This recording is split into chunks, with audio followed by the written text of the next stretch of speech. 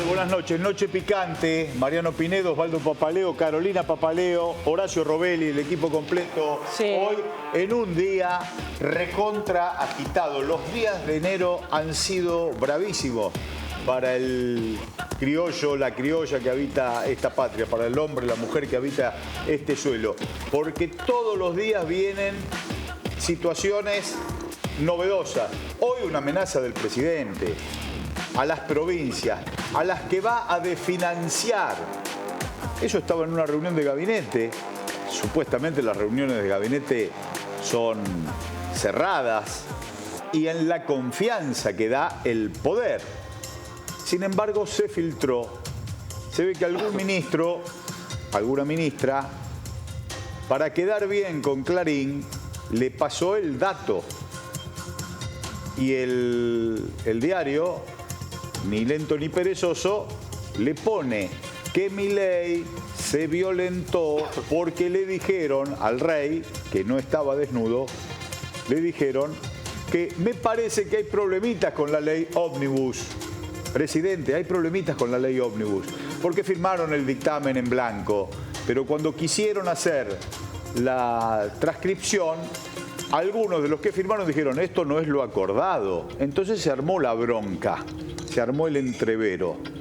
Entonces Milei dice, ¿pero por qué? Y bueno, porque las provincias las voy a desfinanciar, las voy a dejar sin dinero. Plata no hay, es la consigna del gobierno. Y amenazó a las provincias. La amenaza es grave, pero la transmisión en vivo y en directo de la amenaza o la transcripción en el diario es peor. Porque ya lo violenta, pero aparte desafía a los gobernadores. Se ha dado en la Argentina esta paradoja que el presidente es de un espacio político que no tiene gobernadores propios. Creo que tampoco tiene intendentes propios. Habrá alguno quizá perdido por ahí. Pero sin esa base de construcción se le hace mucho más difícil. Entonces queda expuesto a su ánimo. Y a veces el ánimo del presidente, como lo pudimos ver en campaña, comete exabruptos. Este exabrupto se transmitió en vivo y en directo, diría Héctor Ricardo García. Se transmitió en vivo y en directo. Lo que debilita mucho más al gobierno y lo que lo obliga a tener una respuesta en la legislatura el día martes próximo. Primero que se haga la reunión, después que consigan el quórum para que la sesión se lleve adelante y después que consigan los votos para votar el DNU. Si no le queda al gobierno de Milei esa descripción que hizo, esa propuesta que hace en campaña y después la fundamentó en el programa de Feynman en el diario La Nación, en el canal de La Nación, ya presentada la ley, que iba a llamar a un plebiscito. Ajá. Y si el resultado del plebiscito no es el que el presidente quiere, la debilidad institucional en la que estamos atravesando es altísima y ayer la marcha de la CGT puso blanco sobre negro las votaciones, las manos de diputados y diputadas, de senadores y senadores para la próxima sesión. Osvaldito, ¿cómo ves la cosa? No, yo tengo la sensación que la gente percibe, la clase política la vive, pero la gente, el común del pueblo, percibe toda esta situación, digamos, ¿no? Esto no es extraño a que el gran público, vamos a llamar así, que no participa de la cocina política también, ni te cuento empresarios, ni te cuento inversores, ni te cuento analistas internacionales. Hoy el New York Times hablaba de Rosario, hacía una descripción del tema de la economía rosarina, el New York Times.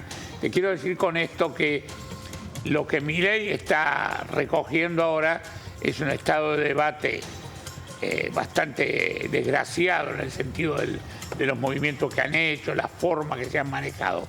Y lo otro, el gobierno tiene muchos voceros, porque en la reunión de gabinete el presidente aparentemente dijo una cosa muy grave, que los voy a dejar sin una moneda, los gobernadores, sin un peso, bueno, y eso trasciende.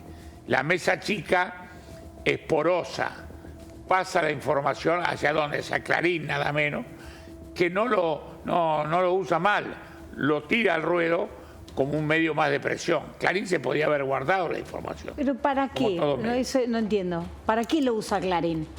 y para crear un estado de situación de presión sobre el presidente donde ellos son vitales. Hay que ver que Mañeto está en el círculo A, digamos, el grupo de empresarios más importante de este país que está beneficiado con el DNU. Y entonces, pero no, están beneficiados, pero no tienen garantía que en el Congreso salga. O Clarín va a extender estas presiones a los senadores y a los diputados que también quieran participar en contra del DNU. Es un tiro por elevación para los gobernadores. Digamos, está usando a Milei para eso. Los que se benefician con esto, que son el grupo de Urequian, Clarín, los grupos extranjeros, van a presionar para que la ley, pese a todo, convierta a la Argentina en un país semi-bananero.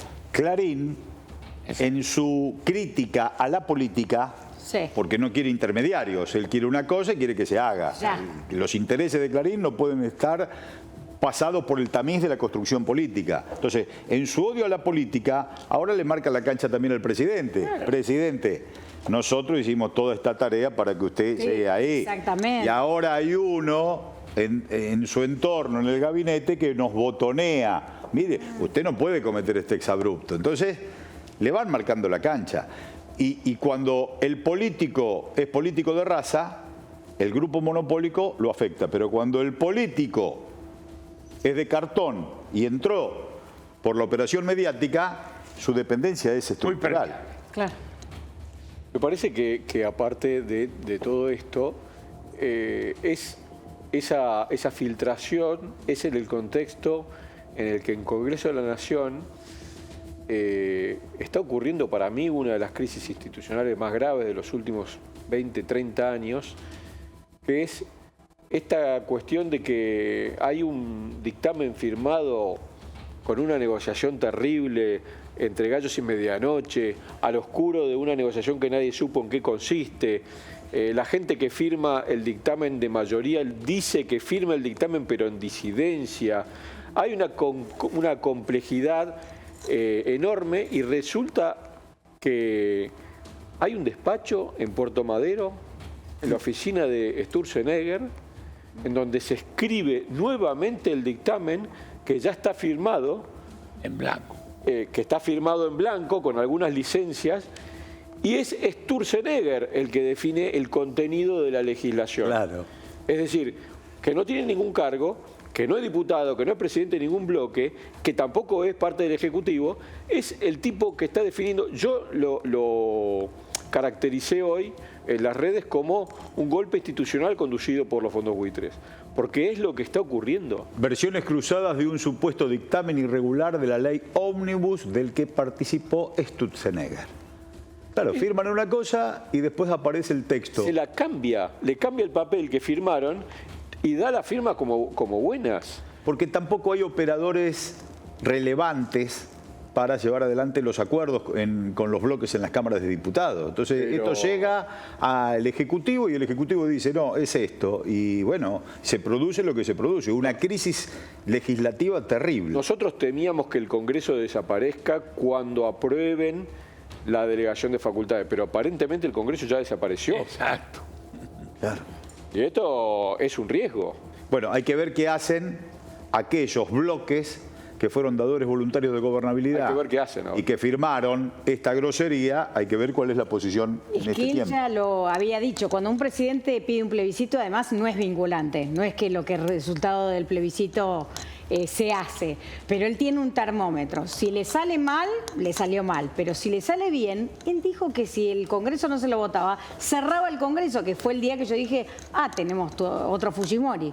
Y claro, cerramos. pero el día que el hombre asume que de espaldas ahí después, a diputados y senadores, diputadas y senadoras, ya te estaba diciendo, le está hablando a los 20.000 personas que se presentaron. 20.000 dicha por los diarios. Patricia Bullrich hubiera dicho 80.000, ¿no? Porque sí, hizo esa manganeta. Tiene inflación para ellos y deflación para nosotros. porque W.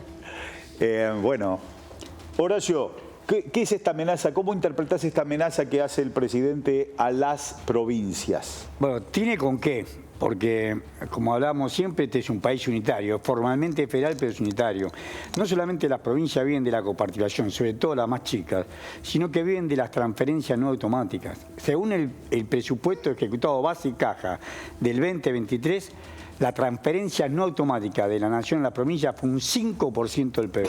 Eso más o menos en dólares es unos 23.500 millones de dólares. 23.500 millones de dólares le dio a las provincias el gobierno de Alberto Fernández con Massa como ministro de Economía. Es más, recordemos que antes de irse pudieron pagar las provincias el aguinaldo y los sueldos porque le transfirió 230.000 millones de pesos a las provincias para que puedan pagar los sueldos y el aguinaldo en diciembre. O sea, depende mucho de todas las provincias dependen de la nación. Pero también es cierto lo que dice. La nación no es nada, no tiene territorio físico, más después de la reforma constitucional del 94. Por lo tanto, las provincias si se unen te pueden dejar sin gas, sin electricidad, sin agua, sin alimentos, sin nada. Eso lo dijo el gobernador de Río Negro hoy. El vicegobernador. El vicegobernador. Con lo cual, vos estás abriendo una crisis institucional, política y territorial de una enorme gravedad para aprobar un proyecto de ley que es el primero. Mirá, estamos con una llamada que la estuvimos esperando toda la semana, con la señora Elsa Brusone. Ahora la vamos a presentar y vamos a hablar con ella. Palabras mayores. Pero tenemos, precisamente hablando de las provincias, recordemos, Agus, recordemos lo que decía Milei en campaña con respecto a las provincias, para introducir después la charla con Elsa Brusone. Fíjate lo que decía este hombre, el presidente de la Nación, en campaña, era un desprecio, una desaprensión brutal, alarmante, mucho más alarmante a la luz de esta declaración de hoy, de desfinanciar a las provincias. Mirá lo que pensaba de las provincias cuando era candidato. Mierda me importan a mí los santiagueños, si es verdad lo que dije, son unos parásitos, lacras, vagos, igual que todo el norte, a Jujuy y Salta los deberíamos regalar a Bolivia, si está lleno de bolivianos collas igual, cuando gane no va a quedar ninguna provincia parásito, solo provincias productivas van a formar parte de la nueva Argentina. Qué tristeza, ¿no? Mamita querida. Porque tenemos muchas cosas para decir. Tenemos muchas cosas para decir. Pero qué tristeza escuchar que este hombre en campaña haya dicho estas cosas, los han protegido, que las piensa, que las siente y que ahora las implementa. Elsa Brusone, buenas noches. Te saludamos aquí desde Noche Picante, desde Extra TV. Horacio Robelli, Mariano Pinedo, Osvaldo Papaleo, Carolina Papaleo y aquí Gabriel Mariotto te damos las buenas noches. ¿Qué tal? Buenas noches, un placer estar con ustedes, un fuerte abrazo para todos. Muchas gracias, Elsa. Qué tarea la que nos espera, ¿eh? Ahora más que nunca, a conformar un verdadero frente de liberación nacional, a dejar a un lado egos, a dejar a un lado ambiciones personales. Vamos por un frente que tenemos que descolonizar, liberar y refundar la patria. Una tarea titánica, pero hay que hacerla. Mirá qué lindas palabras nos decís y nos ilustrás y nos interpretás, porque es lo que sentimos, ¿no? Y sí, es lo que tenemos que hacer. Desgraciadamente hemos caído en manos, como yo digo, de un fanático converso. Me recuerda mucho al inquisidor Torquemada, que también era un converso, y ya sabemos lo que hizo la Inquisición en su momento, mesiánico y aprendiz de dictador, ¿no? Estamos hermanos de esta gente y de quienes lo rodean. ¿Cómo ves, Elsa? Ahí vamos a tener una placa seguramente con la posibilidad que las tropas extranjeras ingresen a la Argentina en el contexto de esta Argentina colonial que vos, por supuesto, subrayás, denunciás, combatís desde todos los sectores. Pero ahora aparece mucho más evidente la apertura de puertas para que tropas de otros ejércitos vengan a la Argentina. ¿Qué significa esto? Y esto significa que es un alineamiento incondicional con Estados Unidos, con Gran Bretaña, la OTAN y también con el Estado de Israel, todo sumamente recargado, ¿no? Es como una vuelta de tuerca a las relaciones carnales que tuvimos en su momento en la década de 1990 con ellos. Pero con Estados Unidos, nunca tan explícito, ¿no? Como que el Comando Sur, donde su presidenta o la secretaria general del Comando Sur, no sé bien cómo se llama, cuál es el cargo de la señora jefa del Comando Sur. De Laura Richardson, la jefa del Comando Sur. La jefa actual del Comando Sur, que justamente ahora está en Ecuador y donde hizo unas declaraciones increíbles hablando de los acuerdos que tienen hecho con Ecuador durante 5 años, donde le van a dar toda la ayuda en defensa y seguridad para combatir la situación de inestabilidad por la que está pasando el país hermano, donde toda aquella labor que realizó en su momento Rafael Correa ha quedado totalmente desvirtuada, ¿no? A partir de los gobiernos de Lenín Moreno, de Lasso y ahora el de Noboa. Pero vos fíjate que la señora Laura Richardson dijo hace 6 meses, 1 año, tenemos un plural inclusivo que mete miedo, tenemos el Amazonas, el agua, el litio, y estaba hablando de América Latina, de la patria grande. Y este problemita en Ecuador, donde también es Amazonas, por supuesto, este problemita en Ecuador generó esta intervención del Comando Sur. Ese problemita en Ecuador, ¿no habrá sido incentivado precisamente por los que ahora quieren dar soluciones mágicas? Y todo es posible. Estamos hablando ahora de un plan Ecuador. Tuvimos un plan Colombia, tuvimos un plan Dignidad en Bolivia, tuvimos un plan Colombia, ahora tenemos un plan en Ecuador, hemos tenido un plan Cóndor en su momento todos nosotros. Y sí, lo volvió a explicitar hoy en un reportaje que dio, que no tiene ningún desperdicio ahí en Ecuador, volviendo a hablar otra vez de las riquezas que nosotros tenemos, de los peligros que corremos, la obsesión que tienen con China y con Rusia, pero más que nada con Rusia. Bueno, es increíble, y todos los peligros que nos esperan, y el comentario que hizo, que espera tener acuerdos como los que acaba de firmar con Ecuador, con todo el resto de los países de la región. El Plan Colombia dejó 8 bases militares de Estados Unidos en Colombia, ¿no es cierto? Sí, que todavía están. Porque como bien dijeron los norteamericanos, está bien la paz con la FARC, está muy bien todo lo que pasó con el narcotráfico, pero Colombia sigue siendo para nosotros un problema de seguridad nacional y por lo tanto no nos vamos. Esta es la brasa caliente que tiene Petro en la mano, y que además cometió el error de invitar a la OTAN para que lo ayude a cuidar la parte amazónica que le corresponde a Colombia.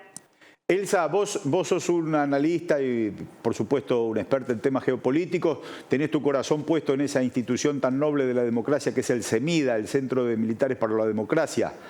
Y como analista de toda la región, de todo el continente, ¿qué opinás o qué pensás o cómo nos podés explicar cuál es la ambición que tiene este capital financiero de nuestros bienes naturales, de nuestros recursos naturales, de nuestra agua?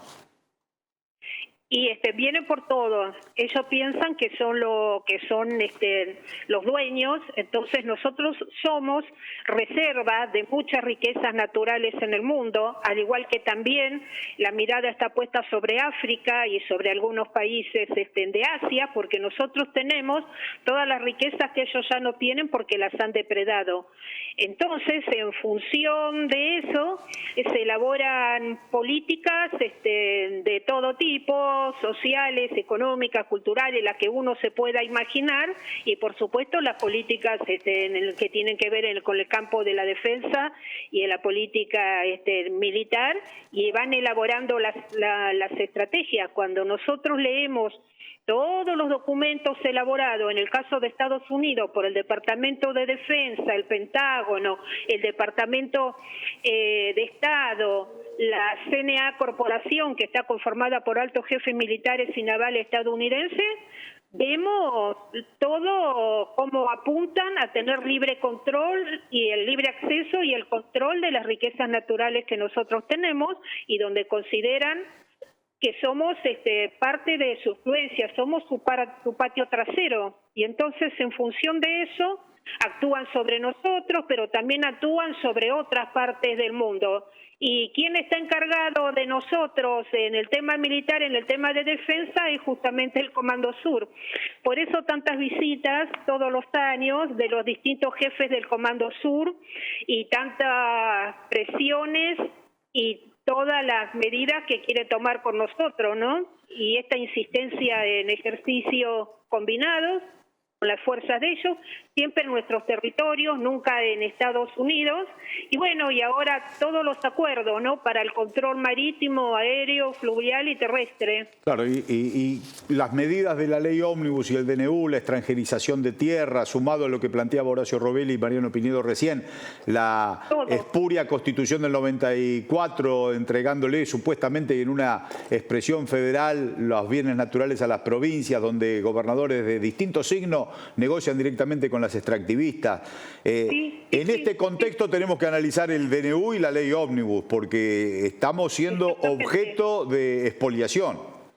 Exactamente, es así. Y además, él acaba de enviar, para que lo autoricen, para el ingreso de la Guardia Costera de Estados Unidos aquí al país, para hacer tareas de vigilancia junto con Prefectura y junto con la Armada Argentina de todas las aguas nuestras y del Atlántico Sur, porque lo que no nos cuentan es que en septiembre del 2020 la Guardia Costera de Estados Unidos elaboró un documento que se llama Visión para el combate a la pesca ilegal, no declarada y no regulada, cuyas iniciales son I latina, una y dos U, apuntando al tema de la pesca, no solamente en el Atlántico Sur, sino en distintas partes del mundo, y apuntando sobre todo a China, ¿no?, olvidándose de que tenemos buques de los países de la OTAN que también nos están depredando en la zona del Atlántico, y donde decía que la misión de ellos es con los países que son débiles, en los cuales nosotros, nos consideran a nosotros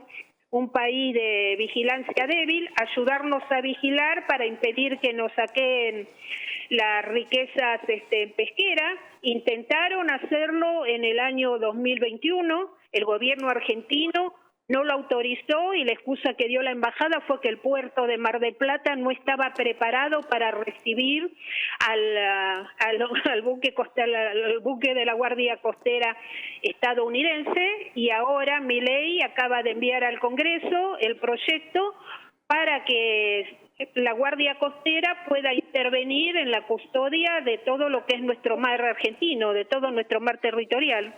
Qué terrible. Te pregunta y te saluda Carolina Papaleo. ¿Qué tal? ¿Cómo estás? Buenas noches, Elsa. Buenas noches, Carolina.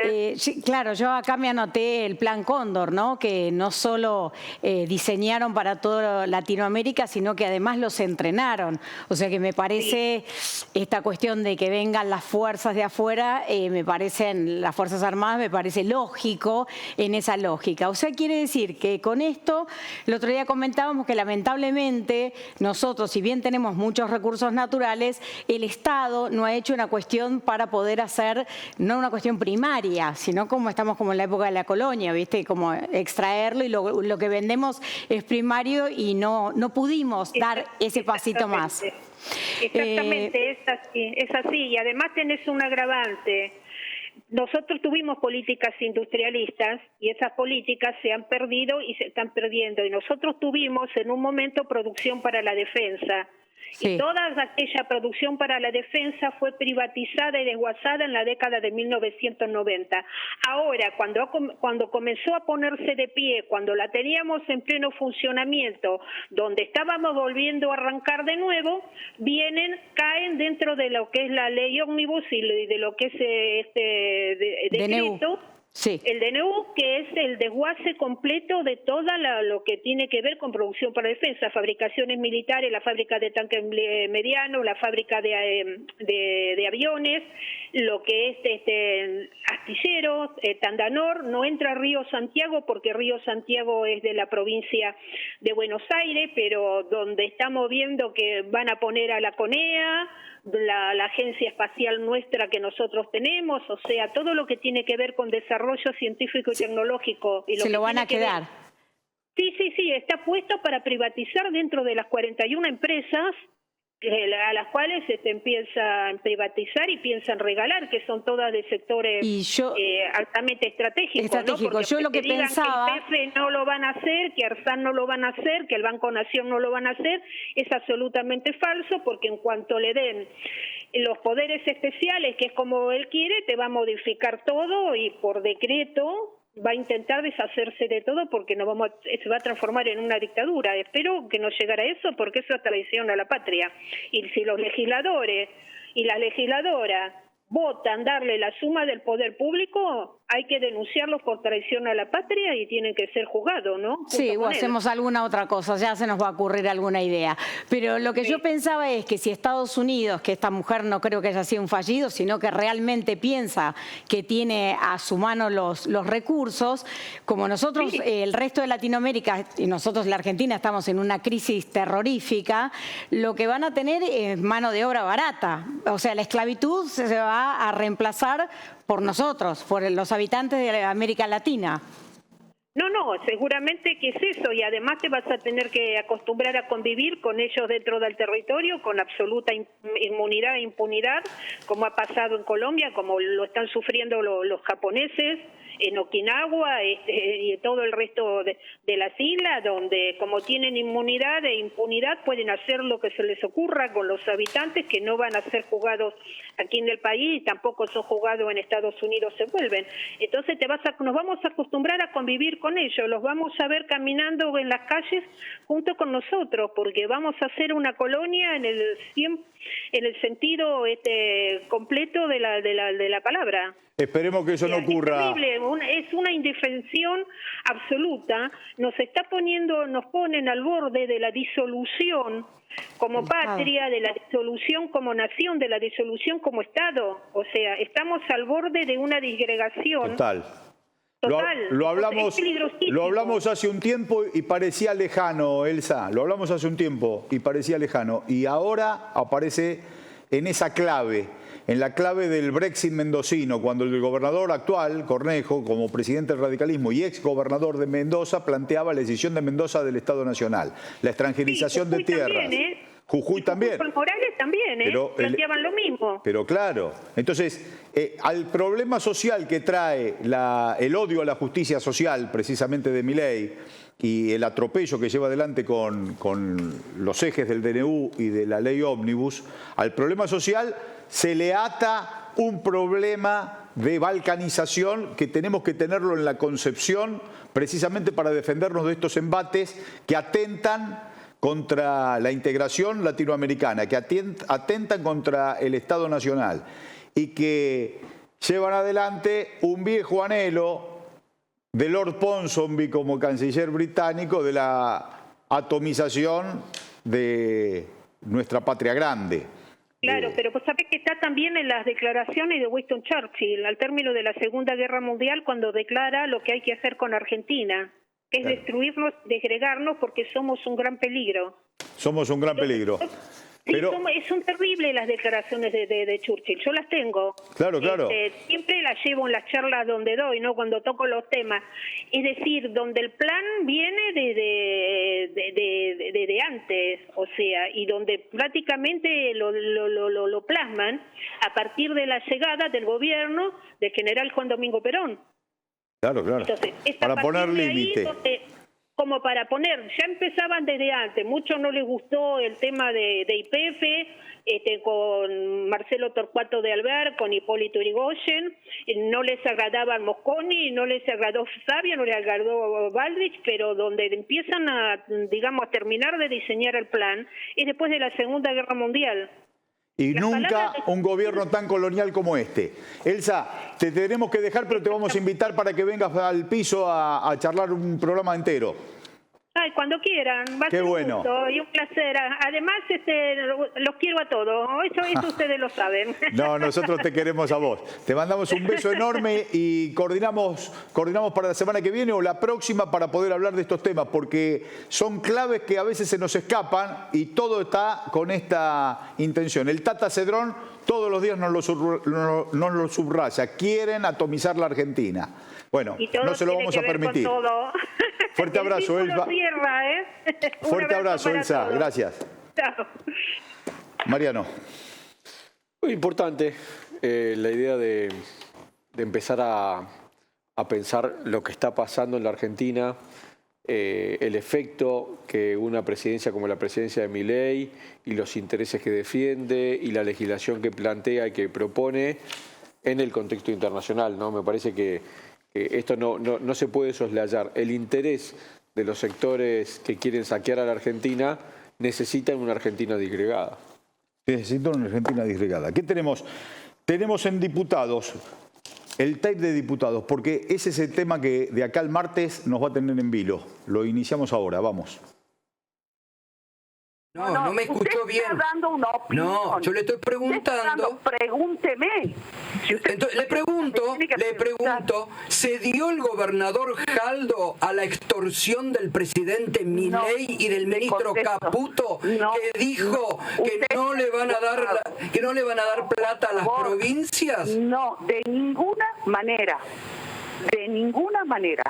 Esta es una decisión que tiene que ver con una cuestión institucional y con la responsabilidad que tenemos nosotros, los diputados tucumanos, de defender nuestras provincias y nuestras industrias. Fíjate que Gladys, la bomba tucumana, hubiera votado en contra. Pero esta Gladys, que es tucumana, ¿lloraba al final o me pareció? No llora en público, pero debe llorar para adentro, porque es muy feo lo que ha hecho. El Bloque Independencia, yo tenemos que reconocer que Horacio Robelli, tucumano de nacimiento, dijo, le tengo miedo al bloque de los tucumanos. Dijo eso. Lo advertiste. No, yo dije, imposible, este exabrupto no lo pueden cometer, este los intereses supremos de la nación. La casa de Tucumán, 1816. Claro. Es lo mismo que decía recién Milei cuando decía esto, que son bolivianos. Claro, pero lo que nos dice que ellos fueron los que pararon, porque en Sipe, las fuerzas porteñas de Rondó fueron derrotadas por los españoles. Los que hicieron el aguante, lo cuenta el mismo Mitre, en la guerra de Republiqueta, fueron el matrimonio Padilla, Manuel Asensio Padilla y Juana Zurduy de Padilla, el cura de Alfonso Muñeca, que era tucumano y vivía en Bolivia, el Vicente Camargo, que es el principal héroe de Bolivia. Ellos bancaron contra los españoles y que es un ignorante, porque Milei es un gran ignorante. No solamente es un desquiciado, sino es un gran ignorante, ofende. Mi abuelo era aymara, era boliviano. Sí. O sea, nos ofende a todos. Es lo mismo cuando Alberto Fernández decía, no, nosotros descendemos los barcos. Y los negros que estamos acá, que nos hicimos. Claro, vos vivís en Capital Federal o alrededor es una cosa, pero el interior nuestro está cruzado con sangre india. Y ofende a... Por eso en Santiago del Estero ganó... Son tan impunes que ellos creen de verdad que su ignorancia es la realidad. Claro. Es interesante porque en su cabeza funciona la idea de que su ignorancia es la realidad. El sabio es sabio porque sabe lo que no sabe. Manuel Asensio Padilla sabe cómo muere porque se le habían cagado las balas. ¿No? Los porteños no le dan municiones. Entonces, claro, los españoles lo bajan del caballo a balazos. Hicimos con Osvaldo Papaleo una visita a donde está la última morada de don Bernardino Rivadavia en Cádiz. Fuimos ahí, dijimos unas palabritas, hicimos un homenaje y alguien gargajeó en el suelo. Hizo muy bien. Pero fuimos a hacer el desagravio. Nosotros estamos en comunicación con Julián de Imperio, que es diputado nacional por Santa Fe. Aquí te damos un fuerte abrazo. Periodista de Santa Fe, perdón.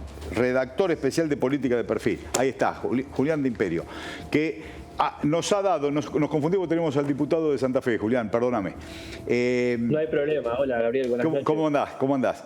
Vos hiciste un informe, acá estamos con Horacio Robelli, Carolina Papaleo, Osvaldo Papaleo, Mariano Pinedo, te damos las buenas noches, pero hiciste una investigación muy interesante, muy importante, que ilustra bien estos temas que estamos tocando del Congreso. Danos un centro e ilustranos bien de qué se trata.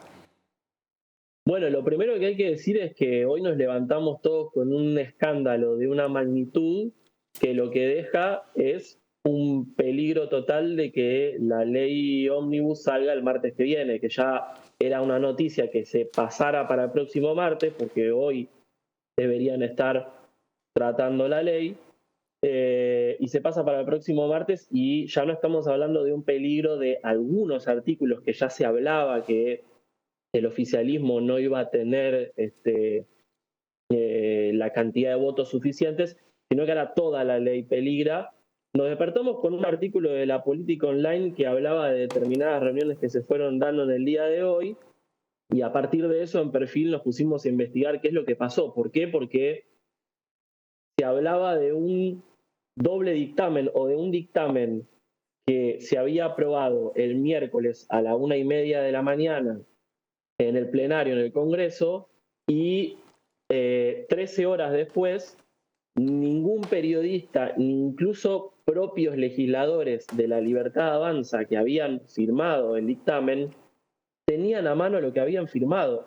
Entonces recién a las 15 del mismo día, del miércoles, se conoce el dictamen ya avisado, firmado, y ahí empieza a haber malestar porque hay diputados que empiezan a blanquear estas reuniones que se dieron fuera del Congreso y hay otros diputados que empiezan a reclamar que hubo cambios entre un dictamen y el otro. Estamos hablando de un dictamen que fue firmado, no se puede cambiar. No, pero es una aberración. Es una aberración. Habrá molestado a diputados de los bloques que firmaron. ¿Y vos que hiciste esa investigación, sabés o ya detectaste en dónde se habían reunido? Sí, bueno, les cuento un poco lo que fue cronológicamente, cómo se fue dando, porque realmente son... Bueno, en esas 13 horas la gran pregunta es qué es lo que pasó, ¿no? entre que se firmó y llegó el dictamen visado. Hay algunos diputados considerados dialoguistas, ¿no? Que son los de la oposición, pero los que se prestaron a firmar este dictamen del oficialismo, que dicen que lo habían firmado, pero que era un texto que no estaba listo, y otros que dicen que lo habían firmado con un acuerdo tácito de que a partir de la negociación que habían participado gobernadores con el presidente de la Cámara, Martín Menem, con Guillermo Franco como intermediario, se había llegado a un acuerdo de determinadas modificaciones, especialmente en temas sensibles, ¿no? Como lo que era el ajuste a los jubilados, las retenciones al agro, impuestos sobre actividades como la pesca, el biodiesel, el Fondo de Garantía de Sustentabilidad, algunas privatizaciones. Entonces, se empezaron a gestar algunas reuniones porque el ministro de Economía, Luis Caputo, tenía otros números en su cabeza a partir de esta negociación y amenazó por Twitter a las provincias con ajustar sus partidas si no le votaban la ley.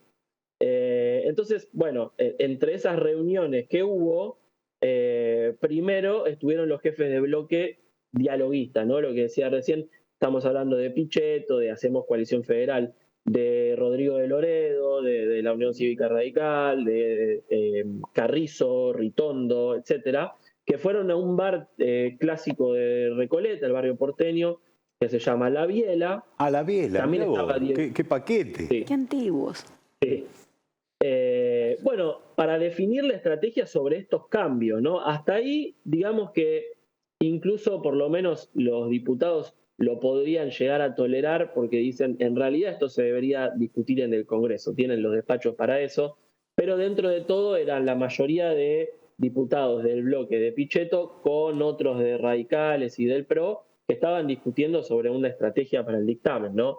El tema es que a una cuadra estaba también reunido Martín Menem con Federico Sturzenegger. Y Martín Menem se acerca a ese bar, intenta dialogar con los diputados que estaban muy molestos, cuando en ese mismo momento, en esa reunión, es donde se decide que se va a patear para el martes que viene el tratamiento de la ley. Y en un momento, dato de color, ¿no? Martín Menem le dice, te paso con Fede por Sturzenegger a Pichetto, y Pichetto, completamente enojado, le saca el teléfono y le dice, con ese no voy a hablar porque no forma parte del gobierno. Recordemos que está nombrado como asesor, pero en realidad no tiene un nombramiento, digamos, del gobierno, dice que es asesor.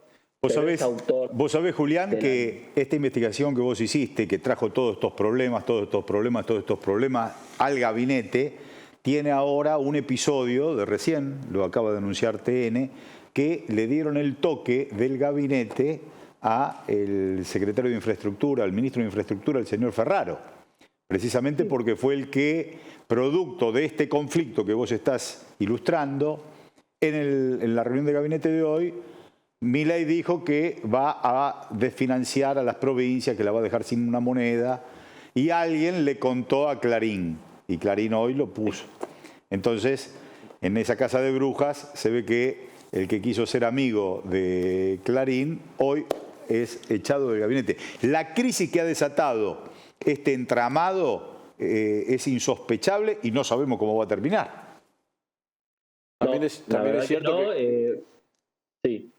No, digo, Guillermo Ferraro, el ministro de Infraestructura del gabinete, también es cierto que es un gobierno que no quiere hacer obra pública. Claro, ¿para qué está? Su florero. Claro. Era un ministerio absolutamente o sea, subutilizado. estamos hablando de fin de mes de enero. Pero esta crisis es inaudita. Es inédito. Pues son todos goles en contra. No es que está la oposición, bueno, la oposición lo que hizo en cabeza del movimiento obrero fue una gran marcha, que quizás desnuda las debilidades que tiene esta construcción política que intenta Milei y Caputo. ¿No, Julián? Sí, totalmente. ¿Cómo termina esto? La verdad no me sorprende. ¿Hay reunión el martes? De acuerdo a lo que vos sabés, ¿hay reunión el martes o es posible que eso también naufrague? Yo creo que peligra realmente, si se decide tratar la ley el próximo martes, yo creo que peligra que salga y el oficialismo se va a dar cuenta y va a terminar pateándolo más todavía, porque hoy el oficialismo, la oposición, sacando obviamente el bloque de Unión por la Patria, que ya venía reclamando de antemano, este episodio concreto puso en contra a todo este bloque de dialoguistas, que eran los principales aliados para que pudiera salir esta ley. Entonces, hay tanta bronca por, primero, la presión de Luis Caputo, después, por este off que se conoce a partir de esta nota de Clarín de Milei, ratificando esta postura de Caputo de una manera completamente amenazante, y encima que se conozca todo esto que contábamos recién de estas reuniones fuera del Congreso, donde se acusa que se hizo un dictamen paralelo con Sturzenegger en un departamento donde participaron estos jefes de bloque y se modificaron cosas que hubo diputados que finalmente hoy públicamente denunciaron. Tengo, por ejemplo, el caso de un diputado de Córdoba, Carlos Gutiérrez, que dijo que había un acuerdo y finalmente apareció otro dictamen donde cambiaban el tema del biodiesel.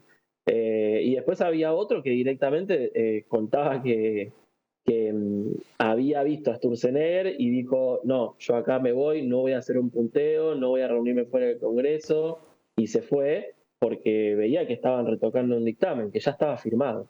Yo te quería preguntar algo. Vos, buenas noches, ¿cómo te va?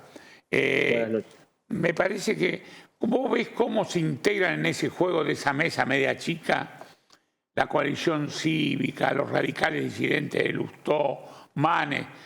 Hay mucha gente afuera, ojo, que juntan manos. No digo que sean mayoría, pero por lo menos juntan las mismas manos que junta Pichetto. 23 son esos. Aguanta, ojo. Pichetto tiene poco.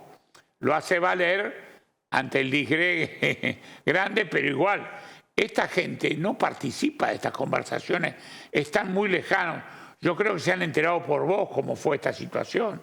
Digamos, realmente están afuera de la información y no te cuento de la decisión. ¿Vos cómo ves el rol de ellos el martes? Pude dialogar un poco también con la gente de la coalición cívica que consideró hasta último momento denunciar esto que salió hoy.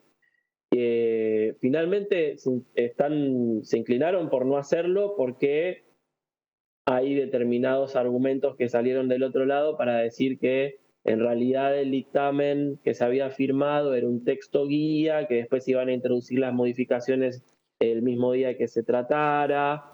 Entonces como que bajaron un poco los humos, pero desde la coalición cívica ya habían presentado un dictamen aparte. Ellos no habían firmado porque básicamente la crítica principal que tienen es la delegación de facultades legislativas, ¿no? O sea, uno también lo piensa y dice, se está hablando, se está rosqueando de un montón de cambios y finalmente si se le otorga semejantes facultades legislativas al presidente, después puede hacer y deshacer todo. Julián, excelente tu investigación, excelente tu tarea periodística, como siempre. Es un diario que se potencia mucho la mirada independiente, lo hace, perfil. A nosotros nos ha pegado mucho, después le ha pegado a Macri, después nos ha pegado a nosotros otra vez. Después. Bueno, muy bien, ¿no? Pero van alternando, al tiempo, pasa el tiempo y vemos una profundidad en la investigación, en perfil, claramente, con la independencia y el gran trabajo de sus periodistas jóvenes. Entonces, no soy quien para felicitarte, pero la verdad, te mandamos un fuerte abrazo y te digo que este insumo quizás sea el inicio de un gran libro que vas a tener que llevar adelante, porque de este tema van a haber consecuencias muy profundas para la vida política de la Argentina. Muchas gracias, Gabriel, por tus palabras. Por favor, un fuerte abrazo. Un abrazo grande. Un abrazo. Vamos con Lalo. Lalo, querido. Hola, Gabriel, ¿cómo estás? Muy buenas noches a todos. Bueno, estás en Corrientes. ¿Cómo andás? Bien. Corrientes, Uruguay. Vos ya tenés el timing, tenés el timing como para saber dónde estoy, ¿eh? Conoce cada esquina, conoce cada esquina. Estaba el bar El Foro ahí, un ratito ahí, Lomar La Giralda. Bueno. Sí, un día, ¿sabes lo que voy a hacer? Un día te voy a hacer una trampita. Me voy a meter en algún lugar, en algún recoveco difícil y vos me tenés que decir dónde estoy. Bueno, soy un hombre del suburbio, pero que caminó de chiquito esos arrabales. Bueno, ¿cómo es la cosa? ¿Cómo está el clima con la gente? Bueno, hay mucha gente. Vamos a preguntar acá. Bueno, acá tengo una chica. A ver, ¿cómo estás? Hola, ¿qué tal? ¿Cómo andás? ¿Bien? Bien. Bueno, mira, te voy a hacer una pregunta cortita. Bueno, ¿te enteraste de que no hay aumento de colectivos? Es decir, por un amparo se frenó. Mes de febrero no hay aumento. ¿Qué te parece? ¿Estás de acuerdo? Que no haya aumento y sí, la verdad que me parece que el colectivo cada vez está más caro y menos pagable. Sigo a 2.70. No, es increíble. Ya cuesta pagar con 96 pesos, imagínate con 2.70, es increíble. ¿Llegás a fin de mes? Yo pensé que nadie llegaba, la verdad. Yo la verdad que no llego. Está muy bien. Y la última, ¿te estás privando de algo? Y sí, me privo de algunos gustos que la verdad que me gustaría tener, pero bueno, qué sé yo. Ahora todo el mundo se priva de cosas. ¿Cómo te llamas? Julieta. Dale, gracias, Juli. Chao. Chao. Vení, vamos a caminar por acá, hay mucha gente sentada. A ver, señor, vamos a preguntarle al señor. ¿Qué tal, señor? ¿Cómo le va? Hola, ¿qué tal? ¿Cómo anda? No se ponga nervioso, ¿eh? No. Bueno, vamos a preguntarle, se enteró del aumento de colectivos, está frenado. En el mes de febrero no va a haber por una medida cautelar, un amparo. ¿Qué pensás al respecto? ¿Si va a ir a 2.70? Y sí, medio complicado por un asunto, pues yo no soy de acá, soy de Lobo, provincia de... ¿De Lobos? Mira. Provincia... 110 kilómetros más o menos de acá. He venido siempre yo acá, pero bueno, soy de la provincia de Buenos Aires. Bueno, acá es distinto que en Lobo. Acá es más difícil la vida. La vida. Y escúchame, ¿llegás a fin de mes? Y no, yo soy albañil y bueno, está muy difícil el asunto. ¿Te estás privando de algo? ¿De cosas? Y sí, algunas cosas sí, ¿viste? Pero bueno, hay que seguirle remando, no es fácil esto. Entiendo. Sí. Bueno, gracias, viejo. Vamos a seguir caminando. Vení, vamos a preguntarle acá a la señora Cortito. ¿Qué tal, señora? Aprovecho, ¿eh? ¿Estás de vacaciones? Ya no comemos. ¿Vacaciones o es de acá?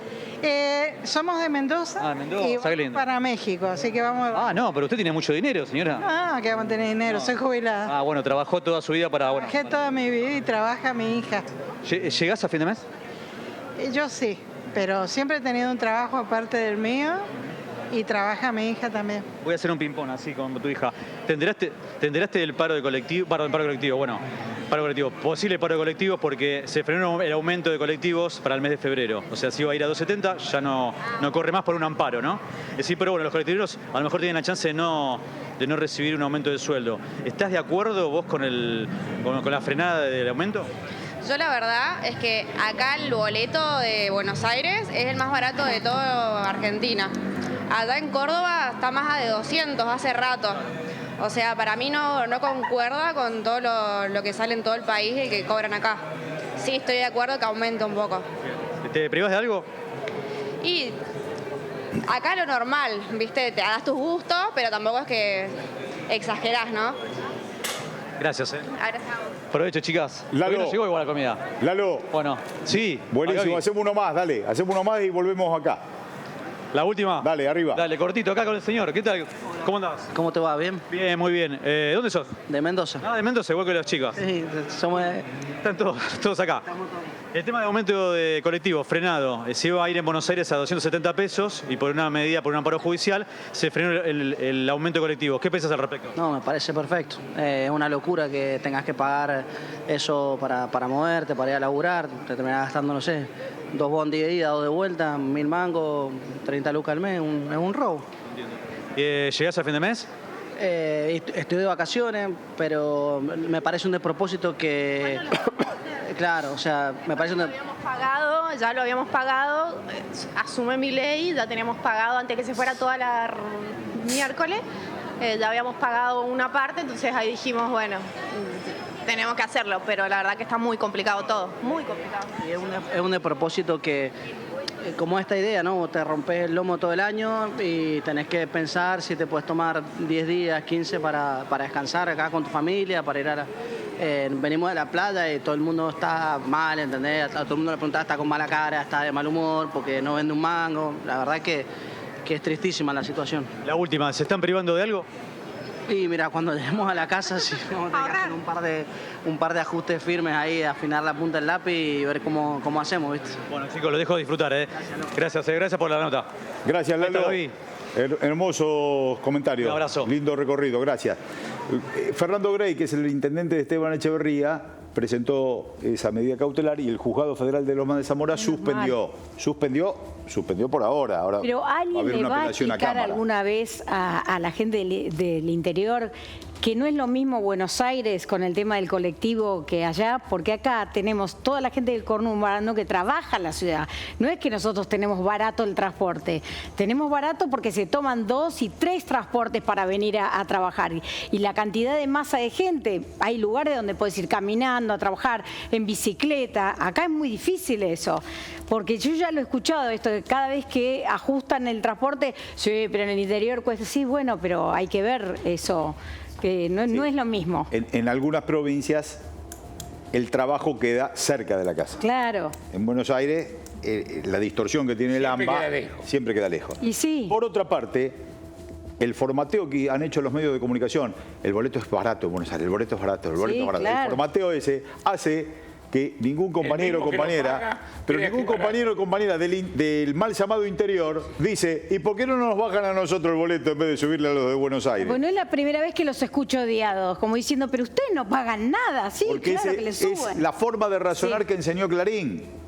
El interior es caro y Buenos Aires es barato. ¿Y por qué el interior no es barato?